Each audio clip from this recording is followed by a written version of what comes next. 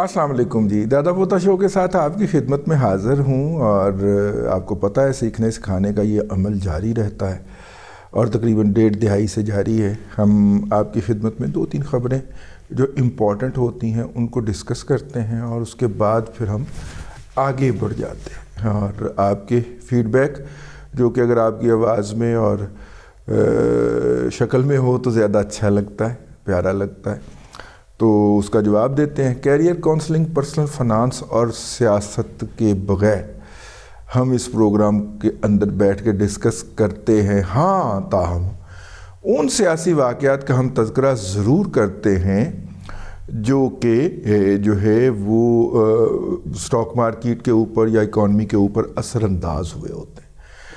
کل بھی میں نے آپ سے عرض کیا تھا، آج میں پھر آپ کی خدمت میں عرض کرنے لگا ہوں، اور وہ یہ ہے کہ پاکستان کی اسٹاک مارکیٹ نے کل کے دن جب یہ سنا کہ عدالت نے جناب عمران احمد خان نیازی صاحب کو بلہ واپس کر دیا ہے تو مارکیٹ کا بیڑا ہی غرق ہو گیا، اور مارکیٹ جو تھی وہ 2534 پوائنٹ نیگیٹو چلی گئی۔ یہ بڑے فالز یعنی 2,000-2,500 پوائنٹ پلس وہ گر گئی، یعنی یہ بڑے فالز کے اندر اس کا شمار ہوتا ہے۔ تو آج کل مارکیٹ کے چونکہ والیومز بہت لگ رہے ہیں تو یہ بڑے بڑے رائز اینڈ فال ہوتے رہتے ہیں، مارکیٹ ڈگ بھی پائے۔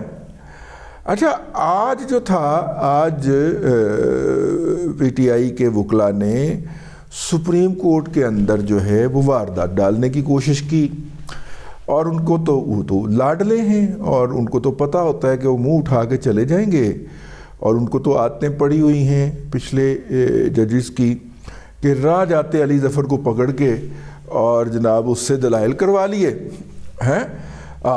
وہ اپنا مشرف پھانسی والے کیس کے اندر اور کیس پھڑکا دیا، نہ وہ ایڈووکیٹ تھا آن ریکارڈ، اسے امیکس کرائی ڈکلیئر کر دیا جناب، اور اسے کہا جی دلائل دیں، اس نے دلائل دے دیے، وہ بس انسیڈنٹلی آگے بیٹھا ہوا تھا، نہ فریق کا وکیل، کیس ہینڈل نہیں ہو رہا تھا تو انہوں بلایا، تو ذرا دلائل کر دے، تو ایسی ہینڈل کر لیے، تو لو جناب کیس فارغ، مشرف صاحب کو پھانسی دینے والا بینچ ہی فارغ۔ ٹھیک ہے، اس طرح کی عادتیں پڑی ہوئی ہیں، ہماری اسٹیبلشمنٹ نے ڈالی ہوئی ہیں ان کو، پی ٹی آئی کو، تو یہ مطلب کہ منہ اٹھا کے بھی چلی جائیں، درخواست آ رہی ہے اب سماعت شروع کریں، تو جج صاحب سماعت شروع کر دیتے تھے۔ تو اکتوبر میں پھر یہ سہولت دستیاب ہو جائے گی، اعجاز الاحسن صاحب چیف جسٹس بنیں گے تو پی ٹی آئی کو یہی سہولت پھر دستیاب ہو جائے گی، لیکن فی الحال دستیاب نہیں ہے۔ تو لطیف کھوسہ صاحب کے صاحبزادے شہباز کھوسہ صاحب منہ اٹھا کے چلے گئے، تو جج صاحب نے کہا کہ اگر آپ نے اپنی پٹیشن ہم سے ڈسمس کروانی ہے تو کروا لیں، ورنہ یہ امپورٹنٹ کیس ہے، اور چونکہ نچلی عدالت میں 3 رکنی جج بینچ نے فیصلہ دیا ہے تو اوپر والی عدالت جو ہے اس میں کم از کم 5 رکنی بینچ کو اسے سننا چاہیے۔ تو 5 رکنی بینچ جو ہے وہ سردیوں کی چھٹیاں جو کہ 1 جنوری کو ختم ہوں گی تب دستیاب ہوگا۔ ہاں ایگی ہے درخواست انہوں نے چوک کے باہر ماری جناب، اور جیسے ہی یہ خبر جو ہے پاکستان کی اسٹاک مارکیٹ میں پہنچی تو مارکیٹ چل رہی تھی اس وقت تک تقریباً کوئی 550، 600، 650 نیگیٹو کے اندر۔ کل کا اوور نائٹ امپیکٹ تھا تو مارکیٹ خدشہ تھا کہ 1001 پوائنٹ آج اور نکالے گی، لیکن جیسے ہی یہ خبر پہنچی کہ عمران خان کی بریت کی درخواست جو ہے وہ سپریم کورٹ نے چوک کے باہر سٹ دی ہے، مارکیٹ ہے جو چھڑی چھاتنوں بچی جا کے انہیں 500-600 پوائنٹ وہ بھی کور کیا جو نیگیٹو میں تھی، پھر نیوٹرل ہوئی، 1500 پوائنٹ اوپر چلی گئی۔ اب جب میں آپ کے سامنے پروگرام کرنے بیٹھا ہوں تو 1500 پوائنٹ پازیٹیو میں چلی گئی ہے مارکیٹ۔ یار کتنی چڑ ہے پاکستان کی معیشت کو یا معیشت کو کے اشاریوں کو کہ جیسے انہیں پتہ چلتا ہے کہ جیلوں باہر نکلنے لگا ہے وہ مارکیٹ کا بیڑا ہی گرک ہو جاتا ہے۔ عمران خان جیل سے باہر آنے لگا ہے، مارکیٹ اوکلٹی منہ پڑنے پئی ہوئی ہے، نک بھی ٹوٹ گیا، ہونٹ بھی پھٹ گئے ہیں، اے ہوں یہ مارکیٹ دے نال۔ خیر میں نے کہا ذرا تھوڑا سا تماشا لگایا ہے۔ خیر یہ جناب اللہ آپ کا بھلا کرے، یہ ہو گیا جی۔ اور اس کے بعد روپیہ جو ہے وہ بھی تقریباً 10-15 روپے کی اس کے اندر موومنٹ ہے، وہ خبر بھی آپ نے سن لی ہوگی۔ حکومت نے جناب اللہ آپ کا بھلا کرے جولائی سے دسمبر تک 2778 ارب روپے کا نیا قرض لے لیا ہے، اور یہ قرض جو ہے یہ بجٹری سپورٹ کے لیے لیا گیا ہے۔ اس میں یہ سمجھیے گا آپ کہ جو کچھ پرانے جو قرضے ہوں گے ان کو چکانے کے لیے یہ نیا قرضہ لیا جاتا ہے۔ تو وہ قرض اس میں سے 2876 ہے، تو زیادہ امکان ہے کہ 2400-2500 ارب روپیہ پرانا قرضہ ادا کیا جائے گا، اور باقی جو ہوگا اس کے مطلب باقی سود وود کی مد میں لیا گیا ہوگا۔ آپ کے اور میرے لیے نہیں لیا گیا، یہ قرضوں کو ادا کرنے کے لیے قرض لیا گیا ہے۔ پاکستان میں جی ورلڈ بینک کے تعاون سے ایک پروگرام چل رہا ہے ٹیکس دہندگان کی تعداد بڑھانے کے لیے، اور بتایا گیا کہ اس کے نتیجے کے اندر پاکستان میں ٹیکس دہندگان کی تعداد 53 لاکھ تک پہنچ چکی ہے، 5.3 ملین تک پہنچ چکی ہے۔ اس کے بعد جناب وہ کی کہتے ہیں کہ خسرے دے گھر منڈا جم کے انہوں نے چوم کے مار دیتا۔ یہ کراچی والے نا ایک کمپنی بنا بیٹھے ہیں، آرگینک میٹ کمپنی، اوپر سے فراڈ کر کے اس کو سٹاک مارکیٹ میں لسٹ بھی کروا لیا۔ ٹھیک ہے، فراڈ ہی ہوا نا جی۔ اینی کہ کسائی دی دکان ہے اس کو جناب ایگزیجریٹ کر کے، اور یہ جس طرح انہوں نے ایک اور حلال فوڈ کا پروجیکٹ جو تھا 94 روپے پہ شیئر بیچا تھا، آج کل 14 روپے پہ بھی واپس نہیں گیا ہے نا، تھا نا وہ میٹ ون والا پروجیکٹ، اسی طرح کا یہ فراڈ بھی کر رہے ہیں۔ کتنا آپ ایکسپورٹ کر رہے ہیں؟ $2.5 ملین۔ یار کو خدا کا خوف کرے، مذاق کرتے ہیں آپ؟ ٹھیک ہے نا بھائی، یار آپ کو اندازہ نہیں ہے آپ کیا کہہ رہے ہیں کہ $2.5 ملین کی نہیں جی نہیں، آپ بڑھ کے $4 ملین کی ایکسپورٹ ہونے جا رہی۔ اچھا $4 ملین 1 ارب روپے کی ایکسپورٹ جو ہے، آپ کو پتہ ہے صرف لاہور کے اندر روزانہ کتنا گایوں کا یا بھینسوں کا گوشت کھایا جاتا ہے، یا کتنا چکن کھایا جاتا ہے، یا مرغا کتنا کھایا جاتا ہے یار؟ ٹھیک ہے نا، لیکن بہرحال ٹھیک ہے بھائی، وہ ان کو یہی سمجھ آتا ہے نا، اس طرح سی خبریں دینے سے پھر سٹاک مارکیٹ میں انویسٹر کو بیوقوف بنانے کے اندر مدد ملتی ہے۔ اس سے کوئی 1000 گنا بڑی کیپیسٹی ہے سلاٹرنگ کی اس وقت فوجی فوڈ کے پاس جو بند پئی ہوئی۔ ٹھیک ہے، اگر وہ چل جائے، وہ والی کیپیسٹی چل جائے، تو پتہ نہیں پاکستان میں کی ریولوشن آ جائے، جانور ہی مک جان 5-6 سال تو بعد، اتنی کی بڑی کیپیسٹی ہے، فارغ پئی ہوئی، نہیں چلاتے، چلانی آندھی نہیں، سانوں کو کام کرنا بزنس کا آندہ ہی نہیں۔ اب ہم نے بنا لیا تو اب قوم کا فرض ہے کہ وہ وہاں پہ جانور پیدا کرے اور انہیں ذبح کرانے کے لیے ہمارے مذبح خانے میں لے کے آئے۔ یہ کوئی بات ہے؟ قوم کو احساس ہی نہیں ہے۔ ہم نے کتنا جناب طریقے سے مذبح خانہ بنایا کراچی کے اندر جہاں چلتا ہی نہیں۔ ٹھیک ہے، ہمارے فوجی بھائیوں نے فوجی فوڈ کے اربوں روپے لگوا دیے۔ اس وقت جو جنرل صاحب آئے ہوں گے ان کو یہی سمجھ آیا ہوگا کہ اس میں دیہڑی لگتی ہے، وہ لگوا کے ٹر گئے۔ نہ اس کی یوٹیلیٹی ہے، نہ اس کی آگے مارکیٹنگ ہے، اس نے ان پٹ کہاں سے جا کے تھل سے خرید کے لانا ہے اس کا بھی کھ نہیں پتا، بس کیپیسٹی ہم نے لگا دی، اور لگائی بھی کراچی وچ یار۔ بھئی آپ لائیں بہاولپور میں لگائیں، رحیم یار خان میں لگائیں، آپ جا کے بھکر لیا میں لگائیں، ٹھیک ہے، وہاں سے آپ فروزن ہی بھیجنا ہے نا آپ نے، تو کراچی تک ٹرانسپورٹیشن ہو جائے گی۔ اب جانور کراچی تک پہنچتے آدھا تو جانور ویسے ہی سوکھ گیا ہوتا ہے ڈر کے، ٹھیک ہے، نمبر 1 پانی نہیں ملا ہوتا جسم کے اندر سے، وہ سارا کچھ 8-10 کلو ویسے ہی وزن کم ہو جاتا ہے۔ اور ویسے بھی جانور کو ذبح کرنے سے پہلے ڈرانا نہیں ہوتا، ٹھیک ہے نا، اس کا خون پھر پوری طرح اس کے جسم سے خارج نہیں ہوتا، اور خون حرام ہے۔ اسی لیے تمام جو انسانی مذاہب جو مذبح کرتے ہیں اس کے اندر ایک بات کا اہتمام ہوتا ہے کہ جانور کا خون بہہ جانا چاہیے، ورنہ وہ مذبح کی بنیادی ڈیفینیشن کے اوپر پورا نہیں اترتا۔ لیکن صاحب لوگوں کو کراچی میں اچھا لگا، کراچی میں انہوں نے بنا دیا، اب پروجیکٹ مینیجر کو بھی پیسے ملتے ہیں، سی ایف او کو بھی پیسے ملتے ہیں، سب جناب سٹاف رکھا ہوا، لیکن پروجیکٹ بند ہے۔ جب لوگ جانور پیدا کرے گا یا پہ ذبح کروانے لائے گا تو ہم ذبح کریں گے، قوم کا فرض ہے کہ جناب ہمارا ساتھ دے، یہ قومی مفاد کے لیے بہت ضروری۔ اور وہاں پہ بیٹھے ہوئے $4 ملین یعنی تقریباً 1 کروڑ روپیہ 1 کروڑ روپیہ یا 1.25 ارب کر لیں، 1.25 ارب کی ایکسپورٹ ہے، اور انہوں نے سٹاک مارکیٹ کی ٹائلیں اکھیڑ دی ہیں یار. یہ آرگینک میٹ کمپنی یار، ویسے ایمان سے حد ہے یار ذہنی معذوریت کی. کراچی ایک کنواں ہے اور اس کے اندر اللہ تبارک و تعالیٰ نے اس طرح کے بہت بڑے بڑے مینڈک دیے ہوئے ہیں جن کے لیے وہ پوری دنیا، یعنی یار اندازہ کریں آپ کو کیا پتہ ہے. یعنی جب ایگریکلچر کی خبر جو ہے وہ کراچی ڈیٹ لائن سے آتی ہے تو میرا خون کھول اٹھتا ہے یار. آپ کو کیا پتہ ہے ایگریکلچر کا یار.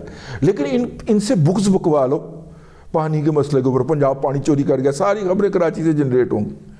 پتہ ہے نہیں تینوں یار، تینوں پتہ پانی کیویں لگتا، کھیت کس طرح لگتا ہے، پونچو سسٹم کیا ہے، ٹھیک ہے، کھیلیوں والا سسٹم کیا ہے، سپرنکل کیا ہے، پتہ ہے تمہیں پانی کیسے لگتا ہے.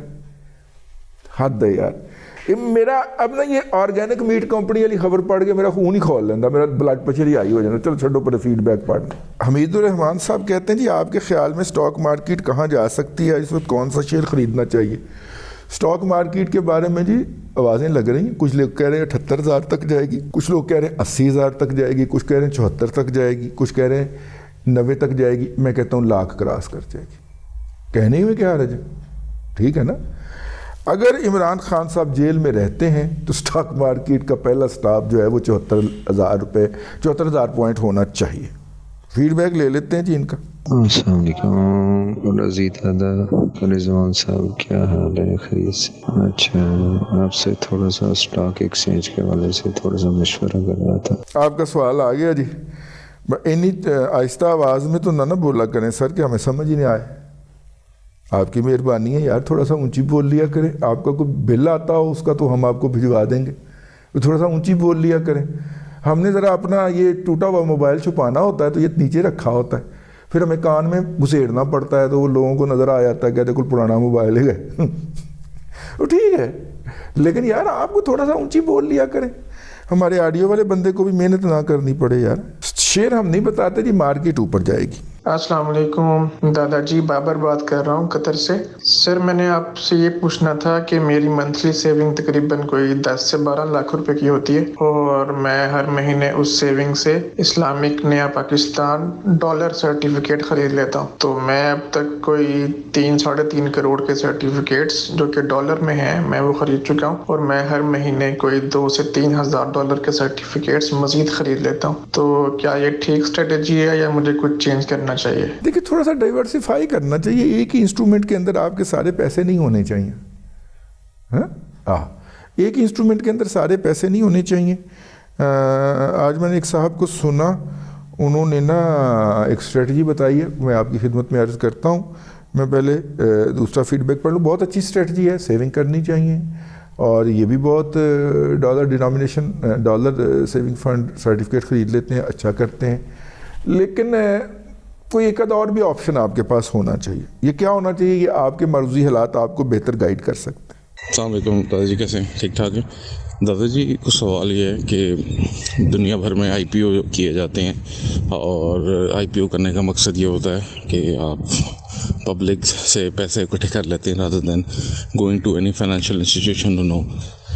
میرا سوال یہ ہے کہ پاکستان میں ٹائبور ریٹ آل ٹائم ہائی ہے اس ٹائم پہ، اور پریویسلی بہت سارے مینوفیکچرنگ سیٹ اپس جو ہیں وہ اسٹرگل بھی کر رہے ہیں ورکنگ کیپٹل لیتے ہوئے، کیونکہ 2 جگہ سے مار پٹی.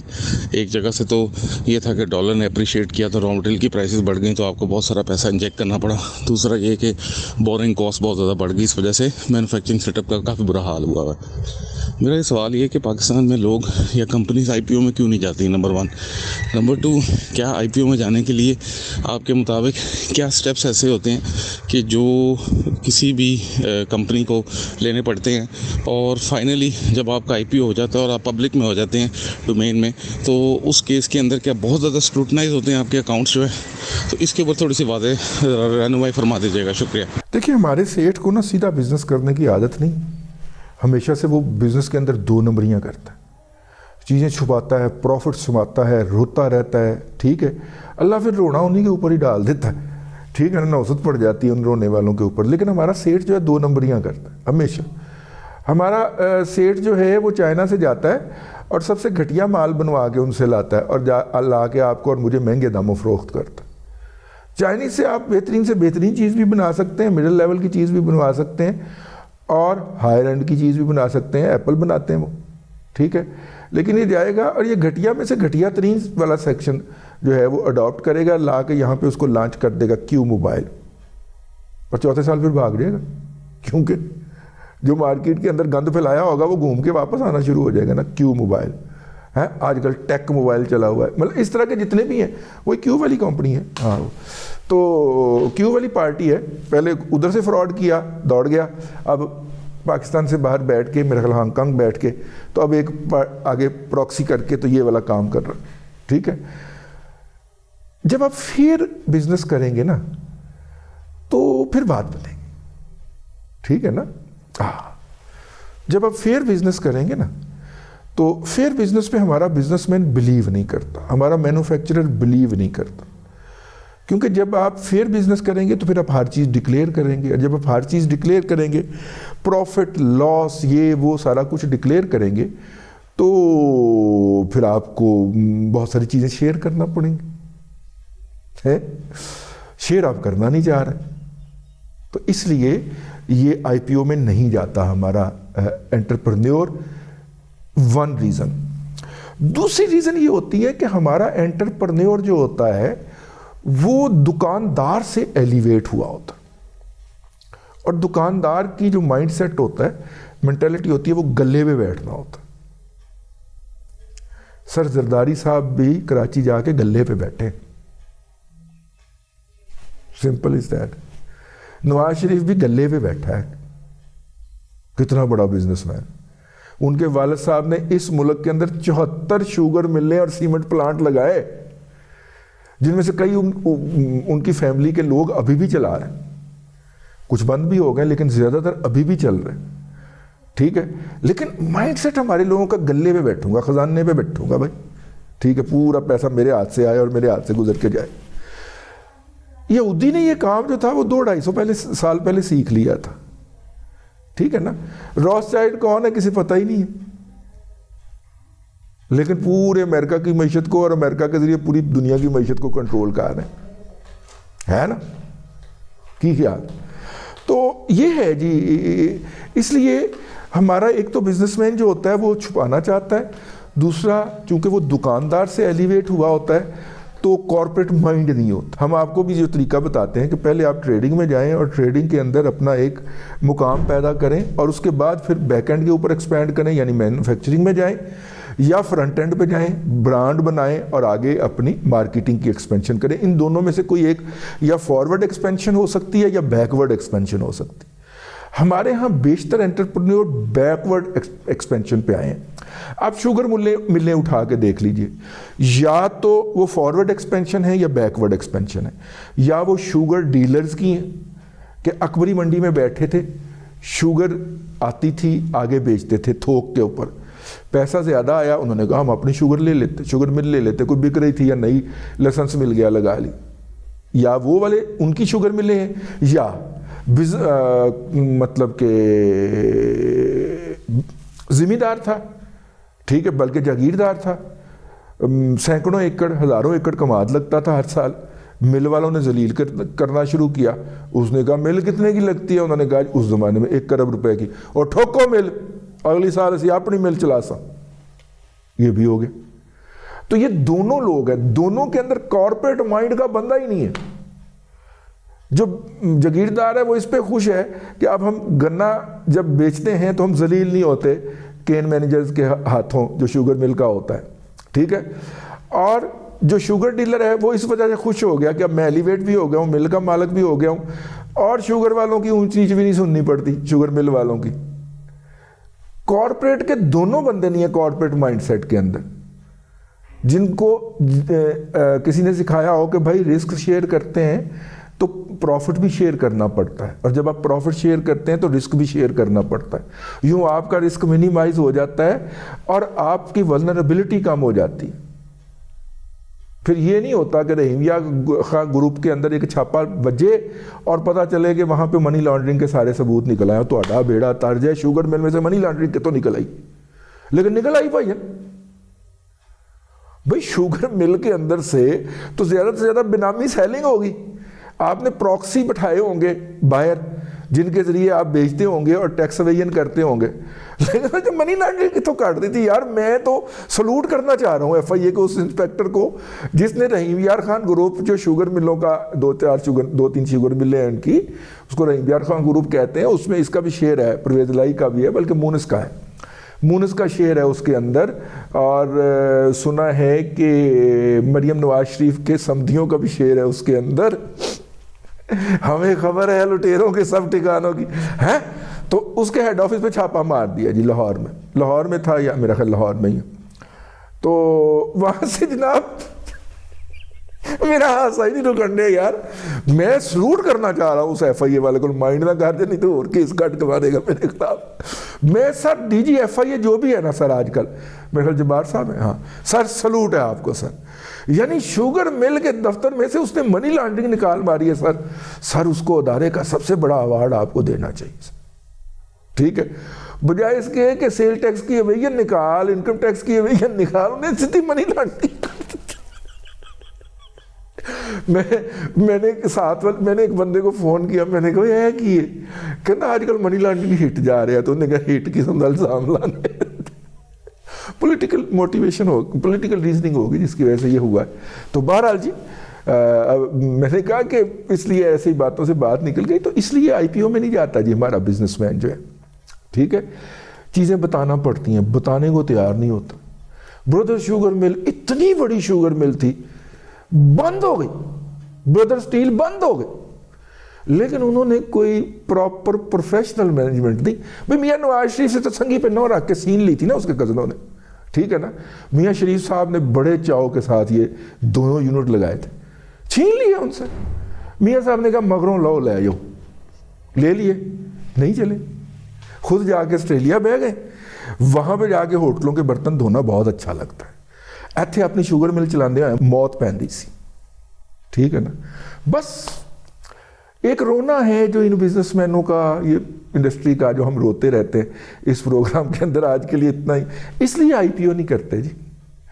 آج کے لیے اتنا ہی, اگلے ولاگ کے اندر پھر حاضری ہوگی. اللہ تبارک و تعالیٰ آپ کو آسانیاں عطا کرے اور آسانیاں خلق خدا میں تقسیم کرنے کی توفیق عطا کرے.